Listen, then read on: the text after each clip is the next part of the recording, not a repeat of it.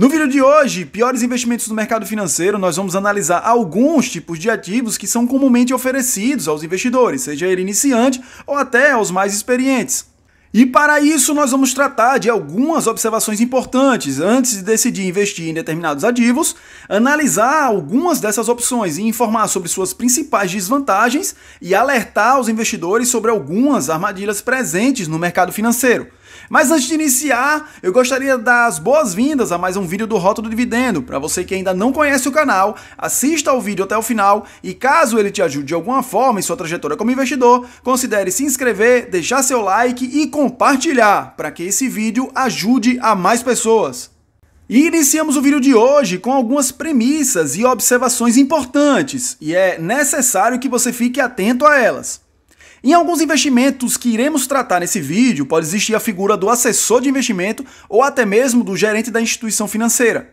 Muito embora existam bons e péssimos prestadores de serviço, o problema principal está no modelo de assessoria e de metas definido pelas instituições.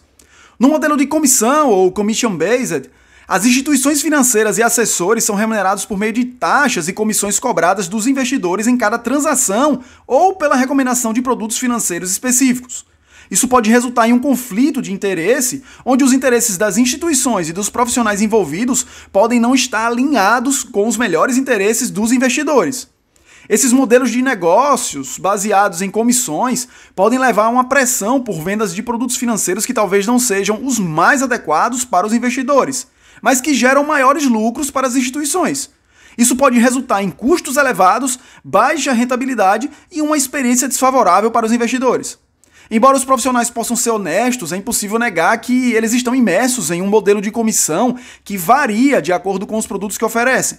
Isso quer dizer que, do ponto de vista da prática, eles são induzidos a ofertar mais um tipo de ativo do que outro. Essa percepção é uma clara explicação do porquê os investidores nunca sabem se o banco, a corretora ou o assessor está indicando um investimento porque acredita no potencial dele e combina com o seu perfil de investidor ou porque tem interesses escusos com a prática. Eles são remunerados via rebate ou comissão. A taxa de rebate é uma remuneração destinada a quem oferta, distribui e comercializa produtos financeiros e está embutida na taxa de administração anual dos fundos de investimento, por exemplo. A comissão segue a mesma lógica, com um percentual de ganho sendo oferecido considerando o valor investido e o produto comercializado. Por isso, bons produtos que pagam menos comissão muitas vezes são ignorados. Revelado esse contexto, passemos ao assunto principal do vídeo. E o primeiro investimento que será analisado é a poupança. Sobre a caderneta de poupança, vemos aí nessa imagem as principais vantagens alegadas pelos agentes e instituições financeiras que continuam oferecendo essa opção de investimento aos seus correntistas e clientes. Como primeira característica, temos aí o baixo custo, porque não haveria um custo inicial para o investimento, seria isento de taxas de administração ou de performance e não haveria incidência do imposto de renda. Já que falamos de rendimentos, vamos tratar sobre o rendimento da poupança. E nessa imagem nós podemos verificar que quando a taxa Selic for superior a 8,5%, o rendimento da poupança será de TR, ou taxa referencial, mais 0,5% ao mês. E quando a taxa Selic for igual ou menor que 8,5%, o rendimento da poupança será TR mais 70% da Selic. Atualmente a Selic está num patamar de 13,75%, o que nos entrega a 0,5 mês um rendimento de 6,17% ao ano. Agora note que nessa equação, para chegar ao cálculo do rendimento nominal e do rendimento real da poupança, nós temos que acrescentar, além do 0,5% ao mês, o valor da TR acumulada nesse período. E nessa próxima imagem você tem o valor atual acumulado histórico da taxa referencial. A taxa referencial acumulada nos últimos 12 meses é de 2,11%. Então, para chegar ao cálculo ou valor do rendimento nominal da poupança, você pega aqueles 0,5% ao mês, que entrega uma rentabilidade de 6,17% ao ano, e soma a TR acumulada, nesse nosso exemplo, nos últimos 12 meses. Então, vai nos entregar um total de rendimento nominal de 8,28%. No entanto, como em todos os tipos de cálculo de retorno ao investidor, você deve considerar para o rendimento real o abatimento da inflação acumulada no período em que você está realizando o cálculo. E esse dado nós encontramos no site do IBGE, através do indicador IPCA acumulado nos últimos 12 meses. Ele nos mostra uma inflação acumulada de 3,16%. Retirando esses 3,16% do rendimento nominal que nós encontramos anteriormente, temos uma rentabilidade real, ou resultado de rendimento da poupança, equivalente a 5,12% ao ano. Bom, você ainda assim pode dizer que esse rendimento seria interessante, considerando o baixo risco desse tipo de investimento. Mas note dois pontos importantes. E o primeiro deles é que, historicamente, a ATR, ou taxa referencial, ela, em alguns anos, se aproximou do patamar de 0%, ou quase isso. Outro ponto que deve ser levado em consideração diz respeito ao IPCA, ou inflação medida pelo IBGE em determinado período. Como nós citamos nesse exemplo, atualmente o IPCA, ou a inflação, está em 3,16%. Convenhamos que é um valor muito abaixo da média histórica da inflação em nossa economia. Isso se explica pelo fato da taxa Selic, ou taxa básica de juros, estar num patamar elevado por muito tempo, o que fez com que esses valores reduzissem a patamares muito baixos. Mas essa não é uma realidade que irá se manter por muito tempo, principalmente se considerarmos, no curto e médio prazo, o início do ciclo de queda da taxa Selic. Então, é preciso avaliar com cautela todo esse panorama de rentabilidade descrito atualmente nesse nosso exemplo. E você pode estar se perguntando qual seria então a alternativa à poupança. Bom, apesar de não se tratar de uma recomendação de investimento, temos aqui um exemplo alternativo de investimento, que seria o Tesouro Selic, que contempla boa parte das características positivas da poupança, seja em matéria de liquidez ou de segurança, e também entrega uma rentabilidade maior. E isso é explicado pelo fato dele estar vinculado diretamente à taxa Selic, ou à taxa básica de juros, que eventualmente vai vencer a inflação, considerando essa correlação entre o aumento dos índices inflacionários e o aumento ainda maior da taxa básica de juros, muito embora ele tenha uma diferença em relação à incidência de impostos. No caso do Tesouro Selic, incide o imposto de renda e o imposto sobre operações financeiras. Por um curto período, mais incide. E nesse caso, vamos considerar, para um exemplo hipotético, a taxa Selic atual de 13,75%. Note que as alíquotas tanto do imposto de renda quanto do IOF são progressivas, ou seja, para cada prazo de investimento existe uma alíquota diferente, e essa alíquota é reduzida quanto maior for o prazo do investimento. Agora vamos usar para esse exemplo a alíquota mais alta do imposto de renda incidindo sobre essa rentabilidade, considerando a taxa Selic de 13,75%. Ainda que incida o desconto de imposto de renda de 22,5%, a rentabilidade real entregue pelo Tesouro Selic ainda assim é muito superior à da poupança. E aí você pode perguntar, sim, mas e nesse cálculo não entra a alíquota do IOF? Bom, entra sim. Agora note que o IOF incide do primeiro até o 29º dia do investimento. A partir do 30º dia, essa alíquota é zerada. Então, se o investidor conseguir segurar esse investimento por 30 dias, não haverá incidência do IOF. E o IOF, sim, a depender de quando você resgate esse valor e se estiver ainda dentro desse prazo de 30 dias, irá corroer muito a sua rentabilidade. Então é preciso aguardar esse período de 30 dias e só então, eventualmente, você resgatar sobre uma alíquota de imposto de renda de 22,5% ou até, se o investimento for a longo prazo, uma alíquota mínima de 15%. Em qualquer cenário, mesmo incidindo a alíquota maior de imposto de renda, você terá uma rentabilidade maior do que a da poupança. Superado o primeiro ponto das vantagens da poupança, vamos passar à análise dos demais. O segundo ponto é que se trataria de um investimento realizado em instituições financeiras de grande porte com baixo risco de quebra. Garantido pelo FGC. A poupança tem um aval do Fundo Garantidor de Crédito, até 250 mil por CPF por instituição financeira. Note que falamos aqui em risco. E quando falamos em risco, o investidor logo faz a ligação com o risco de crédito, que é a possibilidade do devedor ou instituições financeiras não honrarem com seus pagamentos. Veja, o risco de crédito é uma das modalidades de risco, existem várias outras classificações de risco e nesse momento, através dessa imagem, vamos falar dos três principais. Já tratamos do risco de crédito, temos ainda o risco de liquidez, que seria a liquidez relacionada à facilidade com qual um ativo pode ser convertido em caixa. Ou seja, havendo necessidade de uma emergência ou realocação desse capital em outro tipo de investimento, o investidor consegue transformar esse investimento que estava em tese imobilizado em dinheiro rapidamente. Outro risco é o de mercado. São perdas eventualmente causadas pela volatilidade, ou seja, pela oscilação dos investimentos. Então, para a poupança, detectamos pelo menos 2 tipos de risco atrelados a ela. O primeiro deles seria o risco de liquidez em relação à sua data de aniversário. O aniversário da poupança é uma data mensal em que sua aplicação rende. Cada depósito possui um aniversário da poupança exatamente igual ao dia em que ele foi realizado. Por exemplo, se você fizer uma aplicação no dia 10 de abril e outra no dia 20 de abril, a primeira terá rendimento no próximo dia 10, enquanto a segunda terá rendimento no próximo dia 20. Agora vale aqui uma observação. Se você fizer o resgate antes do aniversário ou muitos dias depois, você perde o rendimento do mês inteiro. E ao investidor acaba restando apenas a data do aniversário como a melhor data para ele realizar o resgate sem a penalidade. Então, considerando esse contexto, considerando a eventual penalização com a perda da rentabilidade daquele mês, se você fizer um resgate antecipado, antes ou após o aniversário da poupança e da sua aplicação, isso sim é considerado um risco de liquidez, porque o investidor pode ficar engessado, esperando a sua poupança completar aniversário para fazer o resgate daquele investimento. E outra questão relacionada a risco diz respeito ao risco de crédito e à famigerada proteção do FGC.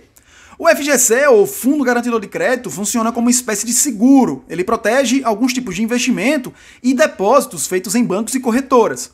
O FGC garante até o limite de R$250 mil por CPF ou CNPJ por conjunto de depósitos e investimentos em cada instituição. Ele está limitado ao teto de R$1 milhão a cada período de 4 anos. Ou seja, você tem que esperar esse período de 4 anos até zerar ou aumentar o seu limite para R$1 milhão. Agora atenção a um detalhe que quase ninguém comenta. Note aqui nesses slides retirados do relatório anual do FGC do ano de 2022. Os dados estão consolidados até o final de dezembro de 2022. Note aí que destacamos a meta e a liquidez do Fundo Garantidor de Crédito. A meta de liquidez do fundo é de 2,5% do total de depósitos elegíveis. E a atual liquidez do fundo corresponde a apenas 2,23% do total de depósitos elegíveis. O que isso quer dizer? Nesse outro slide, essa realidade ficará mais clara. Note aqui dados relacionados à liquidez do FGC e à reserva contábil, que a liquidez, o saldo de contas cobertas pelas garantias, corresponde a quase 3,9 trilhões de reais. Isso com dados de dezembro de 2022. No entanto, a liquidez do FGC corresponde a pouco menos de 87 bilhões de reais. E essa relação está em 2,23% de contas cobertas pelas garantias. Então, muito embora o FGC seja, sim, uma opção que traz mais segurança ao investidor, seja, sim, uma forma de seguro que pode garantir eventual retorno dos recursos até os limites estabelecidos por ele nas suas regras, é uma realidade que não pode ser vendida como uma garantia total dos investimentos, considerando justamente essa relação de liquidez entre o que está disponível no fundo e as contas de fato cobertas pelas garantias. Temos agora o nosso segundo tipo de investimento, as debêntures. As debêntures são títulos de crédito emitidos por empresas e negociados no mercado de capitais. Eles representam um empréstimo para uma empresa não financeira. São como uma confissão de dívida, da mesma forma que o CDB é um empréstimo que você faz para um banco. E a principal diferença de um CDB para a debênture é que o CDB conta com a garantia do Fundo Garantidor de Crédito, o FGC, para até R$250 mil investido. Isso considerando, obviamente, tudo que já foi falado sobre o FGC no investimento anterior, a poupança. Já as debêntures não contam com a garantia do FGC, o Fundo Garantidor de Crédito. E apesar das debêntures, via de regra, pagarem mais do que os CDBs, você corre um risco maior justamente por não ter garantia, por exemplo, do FGC. As debêntures até contam com algumas espécies de garantias, mas elas variam bastante, podendo estar vinculadas a um bem da empresa ou uma garantia bancária, o que confere um pouco mais de segurança.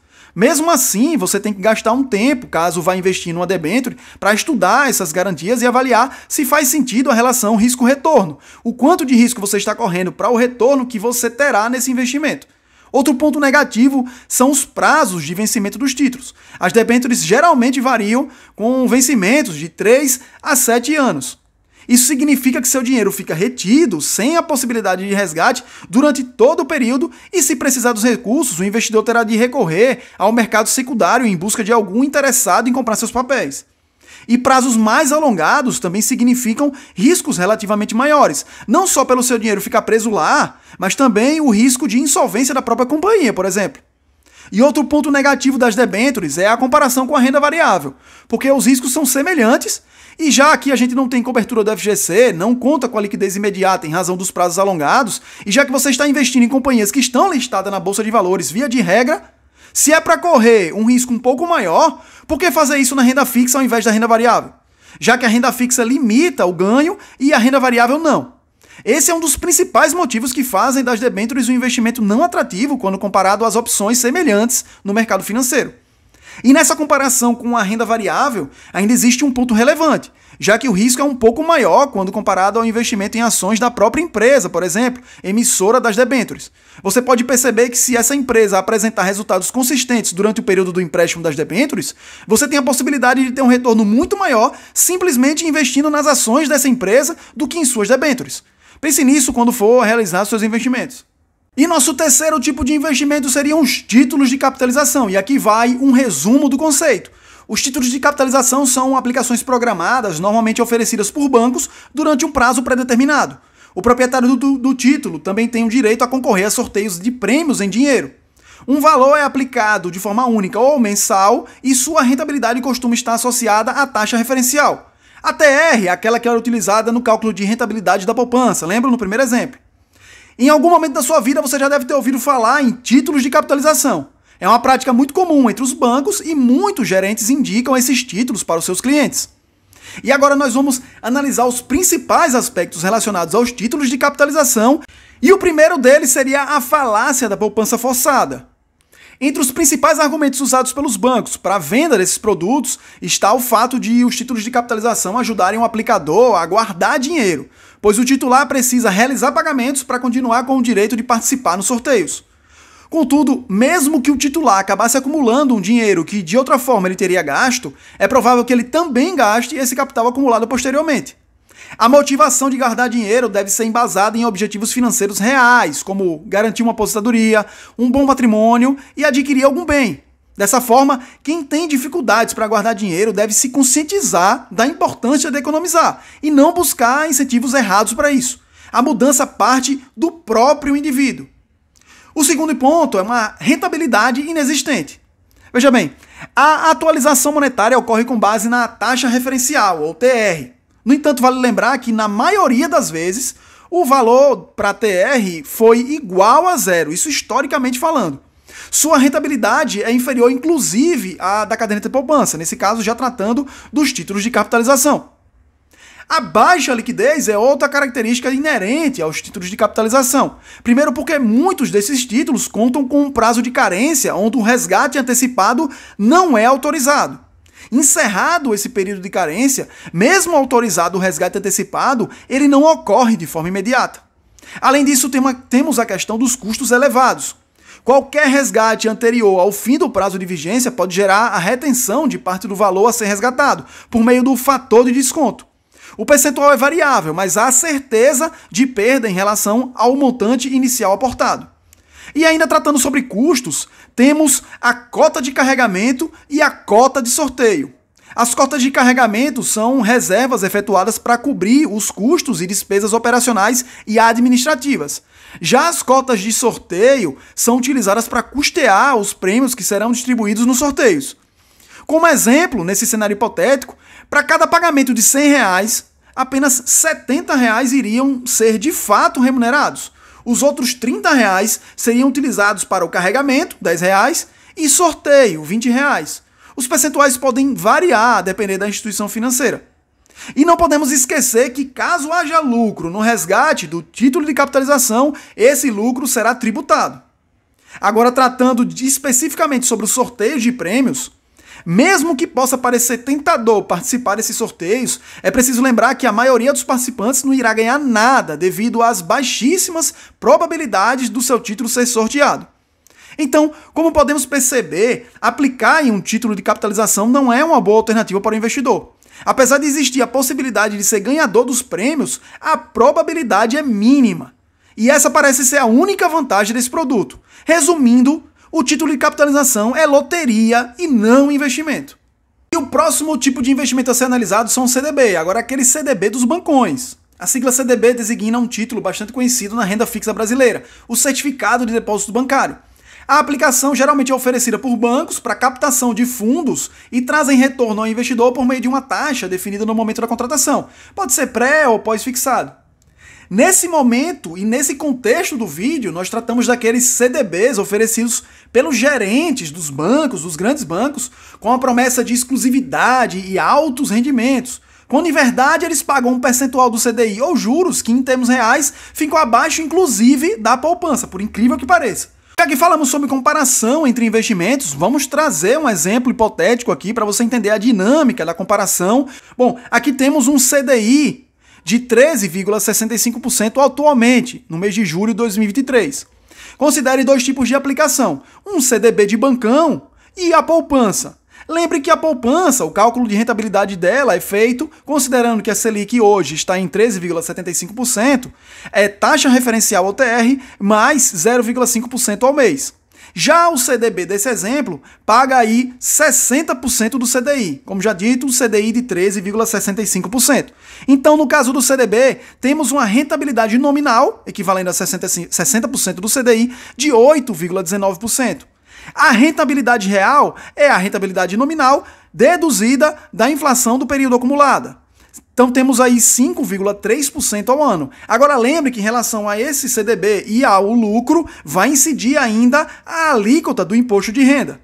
Já em relação à poupança, temos aí TR mais 0,5% ao mês, entregando uma rentabilidade nominal de 8,28%. E abatida o índice de inflação acumulado no mesmo período, temos uma rentabilidade real de 5,12% ao ano. Não há incidência de imposto de renda ou de qualquer outra alíquota sobre esse rendimento. Então temos aí a rentabilidade real superior a desse CDB do banco, por incrível que pareça. Por isso, se for para emprestar seu dinheiro ao banco e ficar exposto aos mesmos riscos da poupança, a remuneração deve estar alinhada com essa realidade. Do contrário, é preferível deixar o dinheiro na poupança, que conta com maior liquidez, por incrível que pareça. A liquidez do CDB, é bom ficar claro, pode ficar prejudicada caso seja um ativo com vencimento longo e sem a opção de liquidez diária. Por isso, não terceirize a responsabilidade pela decisão sobre os seus investimentos. É o seu patrimônio que está em jogo e a pessoa a quem você transferir essa incumbência pode não ter os interesses alinhados com os seus. Fique atento.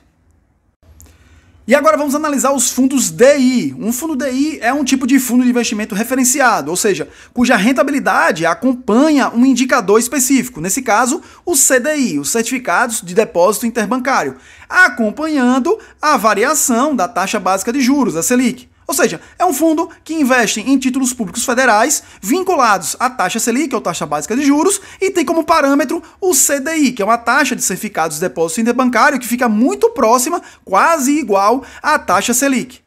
Essa aplicação é considerada um fundo de renda fixa, já que para ser um fundo DI é preciso que a carteira invista a maior parte do patrimônio em ativos com baixo risco de crédito, como os títulos públicos federais, por exemplo. São fundos, portanto, passivos, que apenas replicam o índice. Não há nenhum trabalho a mais ou além de adquirir esses títulos públicos federais. Diferente do fundo ativo, cuja estratégia é bater o mercado e visa obter um rendimento superior ao seu benchmark ou ao seu indicador. Então há um trabalho, há uma gestão trabalhando ativamente para que esse rendimento supere aquele indicador inicial. Por isso, eles são de fato remunerados com taxas de administração e, por vezes, até com taxas de performance. Mas nos fundos DI, eles realizam basicamente a aquisição de ativos com menor exposição a risco, como os títulos públicos, e cobram uma taxa de administração por isso.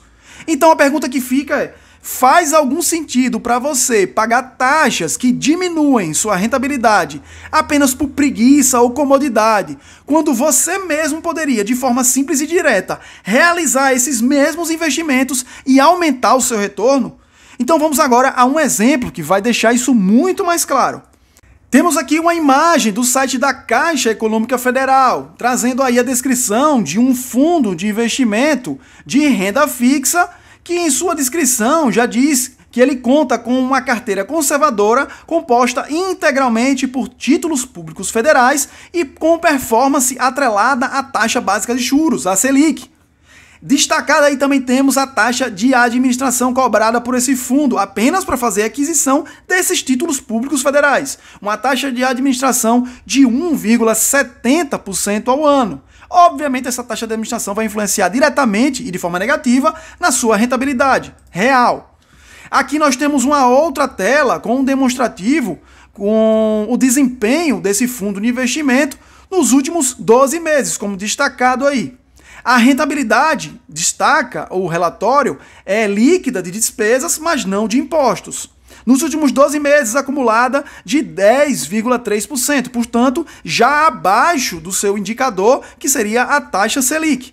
E isso não é suficiente. Em relação às questões atinentes a impostos, nós temos a tributação desses fundos DI e eventuais reflexos negativos para o investidor. Esses fundos são tributados pelo regime de come-cotas, que é o nome dado ao recolhimento periódico de imposto de renda progressivo sobre os rendimentos de determinados fundos de investimento.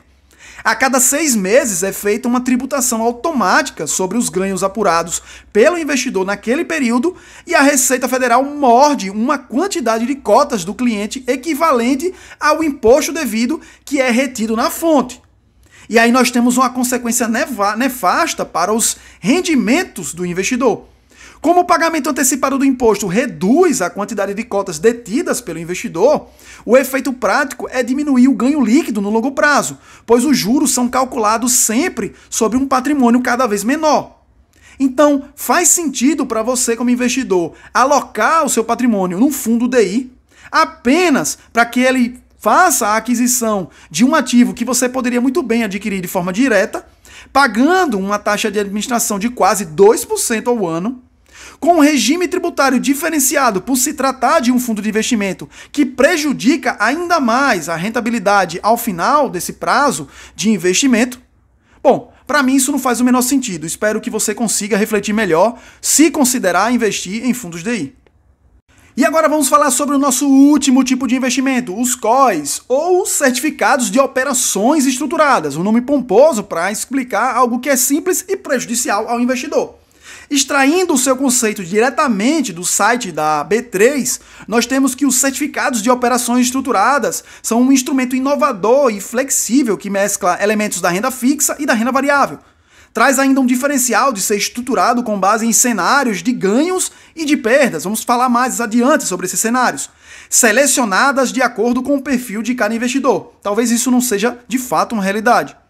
É a versão brasileira das notas estruturadas, muito populares na Europa e nos Estados Unidos. Bom, mas agora nós vamos resumir e explicar de fato do que se tratam os COIs. Funcionam assim: a corretora coloca dentro do certificado alguns títulos públicos para justificar a questão da renda fixa, junto com outros produtos de renda variável, como ações de empresas do exterior, dólar, ouro, etc. E aí entrega o pacote fechadinho para você, sem que você saiba exatamente como as coisas que estão lá dentro foram combinadas. Eles possuem um valor mínimo de investimento e um indexador definido, com data de vencimento, e apresenta ao investidor uma série de cenários diferentes em que ele pode ganhar ou perder. Em relação à emissão do COI, ela pode ser feita em duas modalidades. A primeira, o valor nominal protegido, com garantia do valor principal investido. Ou seja, mesmo que haja alguma perda, o seu capital principal está protegido. No entanto, mesmo durante aquele prazo todo de vigência do certificado, você não tem nenhum tipo de rentabilização. A outra modalidade seria o valor nominal em risco, quando há possibilidade de perda até o limite do capital investido, ou seja, um grande benefício para o investidor. Se houver perda, você vai perder todo o dinheiro que você investiu. Qual é a vantagem disso, pelo amor de Deus? Bom, em relação às vantagens destacadas pelas corretoras, nós temos o seguinte. A primeira delas, uma proteção oferecida pela renda fixa com a possibilidade de ganhos mais robustos proporcionadas pela renda variável. Bom, essa afirmação ou destaque dessa característica pelas corretoras leva o investidor ou induz ele ao erro, demonstrando que existe de alguma forma almoço grátis, quando todos nós sabemos que não existe almoço grátis. Nenhum tipo de investimento do mercado financeiro vai garantir a você segurança extrema, ganhos absurdos e eventualmente uma liquidez extraordinária. É preciso você abrir mão de alguma coisa para ter a outra. Se você tem uma enorme segurança, você vai ter uma diminuição da sua rentabilidade. E o contrário também é verdadeiro. Se você tem uma maior rentabilidade, é preciso que você abra um pouco mão da segurança, se exponha mais a risco para ter essa rentabilização maior. Então, não é verdadeira essa afirmação. As outras duas características ou vantagens destacadas pelas corretoras é de que os COIs diversificam a carteira do investidor, permitindo atuar em cenários em que dificilmente obteria ganhos sem correr grandes riscos. Bom, se existem cenários em que o risco que você tem mínimo é de perder todo o capital investido, qual é a segurança que você tem de fato nesse tipo de investimento? A terceira característica seria tanto as perdas quanto os ganhos costumam ser limitados. Quem aplica hoje já tem a noção de quanto dinheiro terá ao final do investimento. Nossa, existem cenários em que é garantido que você só vai perder tudo que você aplicou. Muito bom saber que ao final do meu investimento eu terei o total de zero. Realmente não faz o menor sentido esse tipo de investimento. Mas vamos aprofundar mais a nossa análise. Através desse exemplo retirado diretamente do site do Banco BTG Pactual, em que ele simula um cenário para explicar como funciona a sistemática do COI que eles oferecem aos seus clientes e correntistas. Então nós temos aí, na primeira etapa, o cenário, onde você investe no COI e acompanha o desempenho do Ibovespa por 2 anos. E o Ibovespa é o índice de referência utilizado nesse produto oferecido pelo BTG. 100% do capital nominal é investido e existe uma limitação em relação aos ganhos do investidor, até um teto de 15% ao ano. O processo engloba a espera pelo vencimento desse título. Eventuais flutuações no Ibovespa, que é o índice de referência como já tratado, não interferem nada no investimento e você tem que analisar ou considerar a pontuação do índice no início do investimento e no seu encerramento. E como terceira etapa nós temos aí os resultados. E existem 3 resultados possíveis na data do seu encerramento. Esses seriam os famosos cenários. O primeiro deles é em caso de queda do índice de referência, que seria o Ibovespa. Nesse cenário, o investidor receberá exatamente o dinheiro que investiu 2 anos atrás, sem nenhuma perda de capital investido, mas também sem nenhum retorno em relação a esse investimento. O segundo cenário possível é de estabilidade ou de alta de até 15% ao ano do índice de referência, o Ibovespa. O investidor receberá exatamente a rentabilidade do índice. Aquilo que atingir até 15%, ele recebe como rentabilidade do valor que foi investido durante os 2 anos. E o terceiro cenário possível é de uma alta superior ao limite, de 15%. Nesse caso, o investidor recebe o máximo, o teto de 15% ao ano de rentabilidade. Então já fica claro para você, como investidor, de que você não vai ganhar em nenhum desses cenários, né? No primeiro deles, você recebe seu dinheiro de volta depois de investir por 2 anos sem nenhum tipo de rendimento.